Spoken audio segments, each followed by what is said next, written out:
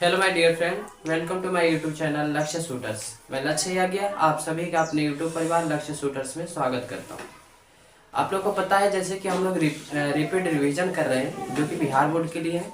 आज का जो चैप्टर हमारा है संसाधन और विकास, जो कि जियोग्राफी बुक से है। तो चलिए हम लोग संसाधन और विकास के बारे में देखते हैं। ठीक है, सबसे पहला संसाधन और विकास से लेते हैं तो बात आता है कि भैया संसाधन किसे कहा जाता है, यानी कि संसाधन किसे कहते हैं। जो हमारी जरूरतों को पूरा करते हैं उसे संसाधन कहते हैं। हमारे पर्यावरण में उपलब्ध हर वस्तु संसाधन है। अगर मैं इसको डिटेल से पढ़ाऊं तो देखिए, मैं कहूंगा कि एक मानव खुद क्या है, संसाधन है। लेकिन आपको पता है कि कोई भी चीज संसाधन कब बनता है, जब उसके लिए टेक्नोलॉजी हो तभी वो संसाधन बन सकता है। मेरे कहने का मतलब है कि मैंने जैसे कह दिया कि एक जो मानव है ये खुद ही एक संसाधन है। बट कहेंगे सर किस हिसाब से, कैसे, कब? तो हमने कहा कि अगर इसके पास, जैसे मान लीजिए किसी के लिए इसकी जरूरत है तो वो क्या है, संसाधन है। जैसे मान लीजिए कि मैं पढ़ाता हूँ तो कहीं भी मतलब हमें शिक्षा देने के लिए जरूरत है। मैं एक शिक्षा देने के लिए काम करता हूँ, तो जहां पे भी मैं शिक्षा देने के लिए जाता हूँ वहां के लिए मैं क्या हूँ, संसाधन हूँ। क्योंकि मेरी आवश्यकता है, उन लोगों को आवश्यकता है कि मतलब हम वो लोग कैसे पढ़ेगा। तो जिसको भी मतलब कह सकते हैं, जो कोई भी मतलब कह सकते हैं एक उपभोग और कह सकते हैं कि उपभोक्ता, मतलब ये एक को पढ़ाना और एक को पढ़ना दोनों क्या है, उसके लिए जरूरी है। तो भैया वो भी क्या हुआ, संसाधन हुआ। ठीक है, संसाधन के प्रकार में अगर आते हैं तो एक जैव होता है, दूसरा अजैव होता है। ठीक है, एक जैव संसाधन है, दूसरा अजैव संसाधन है। अब बात आती है कि भैया जैव संसाधन किसे कहा जाता है, तो इसकी प्राप्ति जीवों से होती है। और जीवों से कहने का मतलब क्या है कि जो जिंदा जीव होता है उनसे होती है, जैसे वनस्पति और पशु। इधर आ जाइए। अजैव जो होते हैं वह संसाधन है जो कि निर्जीव वस्तुओं से प्राप्त होते हैं, जैसे धातु, चट्टान, ये सब हो जाएंगे। अब देखिए आगे देखते हैं हम लोग कि और भी संसाधन कई प्रकार के होते हैं, उन सभी को देखेंगे कि कौन कौन से होते हैं। पहला हमारा आता है अनवीकरणीय संसाधन। वे संसाधन जिनके भंडार में प्राकृतिक प्रक्रियाओं द्वारा पुनः स्थापित नहीं होता, मतलब पुनः प्राकृतिक द्वारा बन नहीं सकता है। अगर बने भी तो बहुत मतलब लंबा समय लगता है, तो उसी को हम लोग कहते हैं अनवीकरणीय संसाधन। यानी कि फिर से दिखाऊं कि वह स्रोत जो मानवीय क्रियाओं के द्वारा समाप्त हो जाता है, यानी ह्यूमन एक्टिविटीज, कोई भी काम करता है ह्यूमन तो उससे क्या हो जाता है, समाप्त हो जाता है। और उस अगर समाप्त हो जाता है तो उसी को हम लोग क्या कर देते हैं, अनवीकरणीय संसाधन। क्यों? क्योंकि उसको बनने में करोड़ों वर्ष लग जाते हैं। अगला हमारा टॉपिक आता है नवीकरणीय संसाधन। वे संसाधन जिनका भंडार में प्राकृतिक प्रक्रियाओं द्वारा पुनः स्थापन हो जाता है, यानी कि वैसा संसाधन जिसका प्रकृति के द्वारा पुनः स्थापित हो जाता है, तो वैसे संसाधन हमारे क्या कहलाते हैं कि ये नवीकरणीय संसाधन है। अगला हमारा आता है स्वामित्व के आधार पे। अब देखिए स्वामित्व के आधार पे पढ़ाने से पहले मैं आपको समझाने की कोशिश करूंगा कि ये स्वामित्व क्या होता है। स्वामित्व का मतलब होता है मालिक, अर्थात मालिकाना हक मिले। मतलब जो स्वामित्व हमारा है उसको कहा जाता है मालिक, यानी कि मालिकाना हक के आधार पे कितने प्रकार के संसाधन होते हैं, तो इसके 4 प्रकार हैं। पहला इसमें आता है व्यक्तिगत संसाधन। वैसा संसाधन जो व्यक्तिगत निजी व्यक्तियों के हाथों में होता है, वैसे संसाधन को हम लोग व्यक्तिगत संसाधन कहते हैं। उदाहरण के लिए आप घर बता सकते हैं या फिर किसान की जमीन बता सकते हैं। सामुदायिक संसाधन किसे कहते हैं, वैसा संसाधन जिनका स्वामित्व यानी जिनका मालिकाना हक समुदाय या फिर समाज के पास होता है, वैसे को हम लोग सामुदायिक संसाधन कहते हैं। उदाहरण के लिए चारागाह, पार्क और तालाब हो जाएगा। अगला हमारा राष्ट्रीय संसाधन। वैसा संसाधन जिनका स्वामित्व राष्ट्र के पास होता है, वैसे संसाधन को हम लोग राष्ट्रीय संसाधन कहते हैं। इसका उदाहरण आप सरकारी जमीन, सड़क, नहर इत्यादि बता सकते हैं। अगला हमारा होता है अंतरराष्ट्रीय संसाधन। वैसा संसाधन जिनका स्वामित्व अंतरराष्ट्रीय संस्थाओं के पास होता है। अब देखिए अंतरराष्ट्रीय संसाधन के थोड़ा सा डिटेल से पढ़ते हैं। अंतरराष्ट्रीय संसाधन पहले देख लीजिए कहते हैं किसको है, वैसा संसाधन जिनका स्वामित्व अंतरराष्ट्रीय संस्थाओं के पास होता है, उसी को अंतरराष्ट्रीय संसाधन कहते हैं। अब इसको कैसे समझेंगे, तो जैसे मान लीजिए यहाँ पे उदाहरण मैं दिया हूँ समुद्री क्षेत्र, और इसको यहाँ पे लिखा हूं कि किसी भी तट रेखा से 200 किलोमीटर के बाद अंतरराष्ट्रीय संसाधन के श्रेणी में आ जाता है। मतलब देखिए जैसे मान लो कि ये भारत है, ठीक है, इधर भी समुद्र है, इधर भी समुद्र है। तो मान लीजिए कि तटीय रेखा से अगर ये 200 किलोमीटर के बाद है तो वो हमारा क्या हो जाएगा, वो अंतरराष्ट्रीय लेवल पे आएगा। ठीक है, और राष्ट्र का मतलब होता है जो कि 200 मीटर के दायरे में ही आ जाए, ठीक है। तो मतलब जो 200 मीटर के दायरे में आता है उसको हम लोग कहते हैं राष्ट्र, लेकिन जो 200 मीटर के बाद वाला दायरा में आता है उसको हम लोग कहते हैं अंतर्राष्ट्रीय संसाधन। चलिए तो हम लोग अगले टॉपिक पे चलते हैं, जिसमें चर्चा करेंगे विकास के स्तर पे संसाधन के कितने प्रकार होते हैं। तो विकास का मतलब ही आपको समझ में आ रहा होगा कि विकास है क्या चीज। तो विकास के स्तर के आधार पर हम लोग संसाधनों को देखते हैं। सॉरी, सबसे पहला हमारा इसमें आता है संभावित संसाधन। अब देखिए हम लोग हर संसाधन के बारे में डिफिनेशन भी पढ़ेंगे और उसका उदाहरण भी देखेंगे, क्योंकि एग्जाम में पूछ लेता है। संभावित संसाधन किसको कहते हैं? तो किसी भी देश या फिर क्षेत्र में कुछ ऐसे संसाधन होता है जिनका उपयोग वर्तमान में नहीं हो रहा होता है, और मतलब वर्तमान में इसलिए प्रयोग नहीं हो रहा होता है क्योंकि हो सकता है भविष्य में आने वाले टाइम में उसका प्रयोग हो। जैसे एग्जाम्पल में है गुजरात एवं राजस्थान के उपलब्ध सौर ऊर्जा, और साथ साथ में यहाँ पे पवन ऊर्जा भी आप याद कर सकते हैं। अगला देखिए, विकसित संसाधन किसे कहते हैं? अगला पॉइंट हमारा है विकसित संसाधन, वैसे संसाधन जिनका सर्वेक्षण हो चुका है। अब प्रश्न ये आता है कि सर सर्वेक्षण क्या चीज है? सर्वेक्षण का मतलब होता है जिनके बारे में हम लोग जान चुके हैं और जिनका उपयोग की गुणवत्ता और मात्रा निर्धारित हो चुकी है, वैसे संसाधन को हम लोग विकसित संसाधन की श्रेणी में रखते हैं। अर्थात मतलब क्या है, एक बार फिर से पढ़िए, हिंदी में तो आपको मतलब वैसे पता चल जाएगा। वैसा संसाधन जिनका सर्वेक्षण हो चुका है, मतलब हम लोग उसके बारे में जान चुके हैं, जिनके उपयोग की गुणवत्ता और मात्रा निर्धारित हो चुकी है। मतलब क्या है गुणवत्ता और मात्रा का मतलब क्या है? जैसे होता है ना कि मैंने कह दिया कि आपको, जैसे मान लीजिए कि 100% है, ठीक है, 100% में से 50 लोग हैं, मैंने कह दिया कि प्रत्येक लोग क्या करेंगे, 2-2% बांटेंगे, मतलब 2-2% का प्रत्येक लोग उपयोग करेंगे। यही हमारा होता है विकसित संसाधन, ठीक है।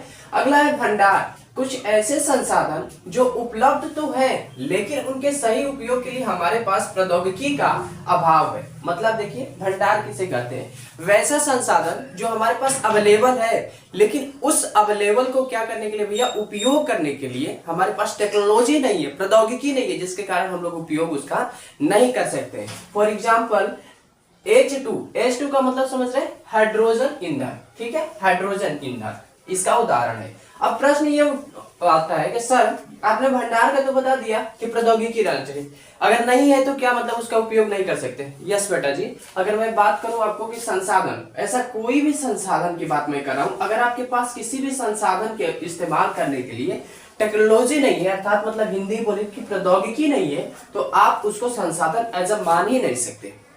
हमने आपको कल समझाया था, आगे इसी वीडियोस में समझाया था। क्या समझाया था?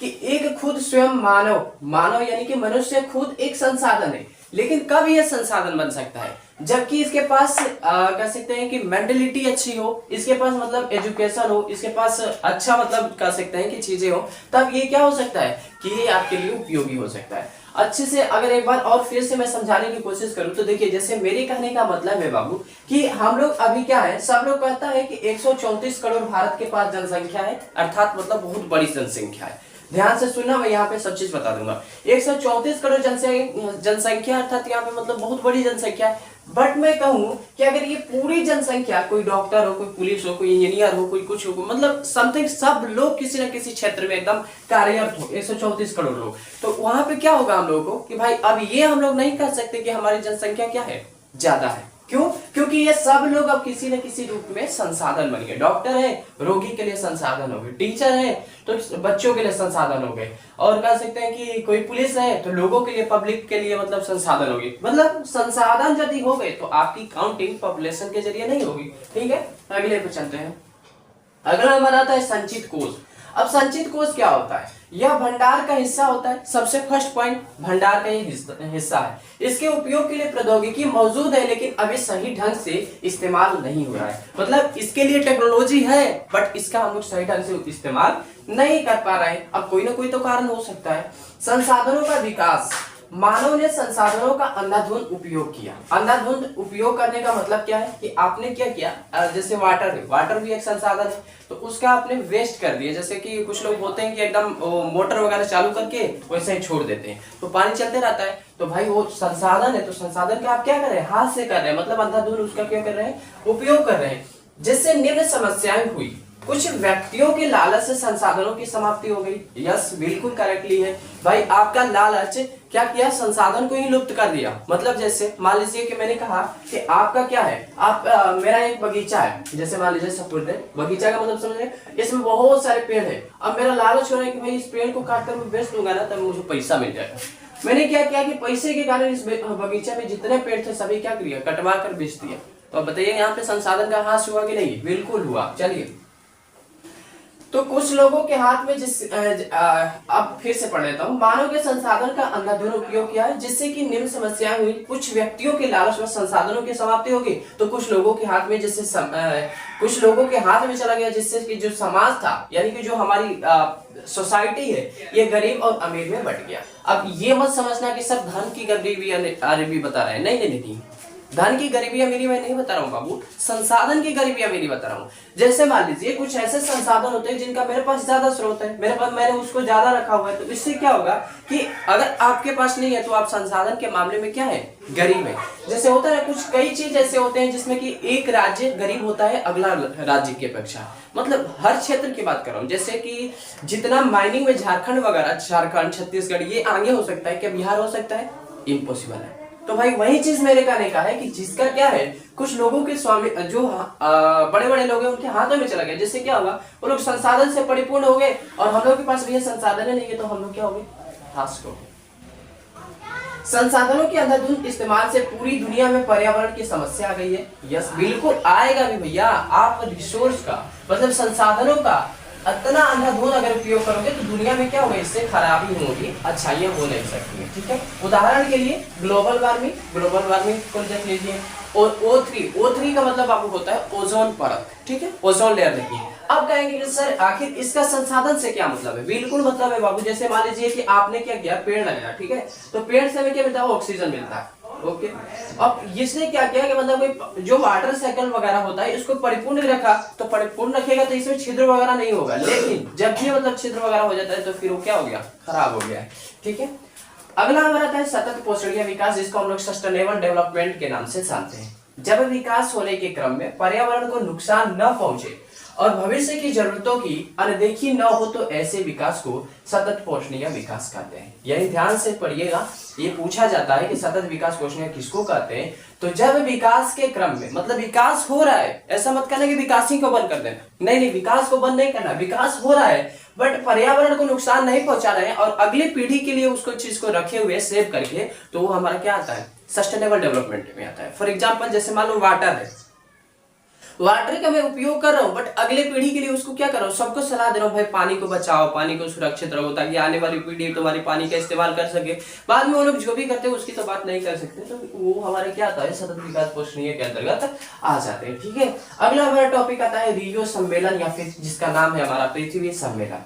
संसाधनों के सही इस्तेमाल और सतत पोषणीय विकास के मुद्दे पर 1992 में रियो डी जेनेरियो में पृथ्वी सम्मेलन का आयोजन किया गया था। ठीक है, अब कहेंगे सर रियो डी जेनेरियो है क्या चीज? बाबू शहर का नाम है, रियो डी जेनेरियो शहर का नाम है, जगह का नाम है। ठीक है, अब यहाँ पे संसाधन का सही उपयोग हो उसके लिए एक बैठक हुई थी। पर्यावरण संरक्षण के लिए आयोजन, जलवायु परिवर्तन, ग्लोबल वार्मिंग मुद्दे, और इस सम्मेलन में 170 देशों के राष्ट्राध्यक्ष शामिल थे और वे सभी एजेंडा 21 पर सहमत हुए थे। अब हम लोग देखते हैं कि एजेंडा 21 क्या है। ठीक है, इसके लिए फिर से एक बार मैं इसको दिखा दूं आपको। रियो डी जेनेरियो जो था वो जगह था जहां पे क्या हुआ था बाबू, पृथ्वी सम्मेलन हुआ था। भाई पृथ्वी को बचाओ, पर्यावरण को संरक्षण करो, मतलब संरक्षण का मतलब होता है कि पर्यावरण को बचाओ, उसको नष्ट ना करो।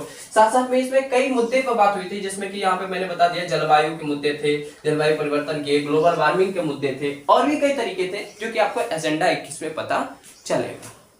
तो अब हम लोग अगले टॉपिक को देखते हैं, जिसमें अगला टॉपिक हमारा है एजेंडा 21, यानी कि एजेंडा 21 है क्या चीज, इस चीज को देख लेते हैं। इसका एक मुख्य उद्देश्य था सतत विकास, पोषणीय और संसाधन का सही इस्तेमाल। इससे समान हितों, पारस्परिक जरूरतों को ध्यान में रखते हुए विश्व सहयोग की बात की गई ताकि पर्यावरण की गरीबी से मुकाबला किया जा सके। अब देखिए जो हमारे पर्यावरण में कह सकते हैं कि अमीरी और गरीबी में है ना, दो पार्ट में डिवाइड हो गया है, तो उसको क्या जोड़ने के काम में हमारा एजेंडा 21 की मतलब कह सकते हैं कि इसकी बात कही गई है। अगला हमारा टॉपिक है भू संसाधन। भूमि एक भूमि एक प्राकृतिक संसाधन है, यानी कि भू संसाधन की अगर बात करूँ तो जो हमारी भूमि है वो कैसा संसाधन है, तो प्राकृतिक संसाधन है, यानी कि नेचुरल रिसोर्स है। और हम भूमि पर रहते हैं, आर्थिक रूप से भूमि का उपयोग करते हैं। जैसे एग्जाम्पल में बताऊं, पेड़ और पौधे। अगला हमारा आता है टॉपिक भू उपयोग के प्रकार, यानी कि भू का मतलब हुआ भूमि के कितने उपयोग के प्रकार हैं उनको देखेंगे। तो इसमें पहला आता है वन, दूसरा आएगा बंजर, तीसरा आएगा गैर कृषि और चौथा आएगा चारागाह। ठीक है, अब इसकी देखो फर्स्ट पॉइंट में मैंने लिखा है कि कृषि योग्य बंजर भूमि 5 साल से खेती नहीं होती है, उसको कहा जाता है बंजर। वर्तमान खेती भूमि 1 साल खेती नहीं होती है, उसको उस जगह पे कहा जाता है। और फिर थर्ड हमारा शुद्ध निवन बोया क्षेत्र, जो कि 1 वर्ष में 1 से अधिक बार खेती होती है। हमारा इस चैप्टर का लास्ट टॉपिक है भू निम्नीकरण, यानी कि भू निम्नीकरण का मतलब क्या होता है, तो मानव प्रेरित या फिर प्राकृतिक प्रक्रिया है जो कि किसी पारितंत्र में भूमि को प्रभावशाली ढंग से कार्य करने की क्षमता को हटा देती है। अब हम कह सकते हैं कि कार्य करने की क्षमता क्या है, मतलब क्या है। जैसे मान लीजिए मैंने कोई ऐसे खेत है मेरा, और इस खेत में मैंने कुछ बो दिया, ठीक है, एक साल बहुत ज्यादा मतलब कह सकते हैं प्रोडक्शन हुआ, और दूसरे साल उतना ज्यादा प्रोडक्शन हुआ ही नहीं, तो ये भी तो प्रभावशाली ढंग से प्रभाव डाल रहा है ना। तो इसी चीज को हम लोग कहते हैं भू निम्नीकरण। ठीक है, आई होप, मुझे आशा है कि आप लोग को यहाँ तक अच्छे से समझ में आया होगा। अगर हमारी वीडियोस आपको अच्छी लगी तो प्लीज हमारे वीडियोस को लाइक करिएगा, हमारे चैनल को सब्सक्राइब कर दीजिएगा। मिलेंगे एक नेक्स्ट वीडियोस के साथ, तब तक के लिए जय हिंद, जय भारत, जय बिहार।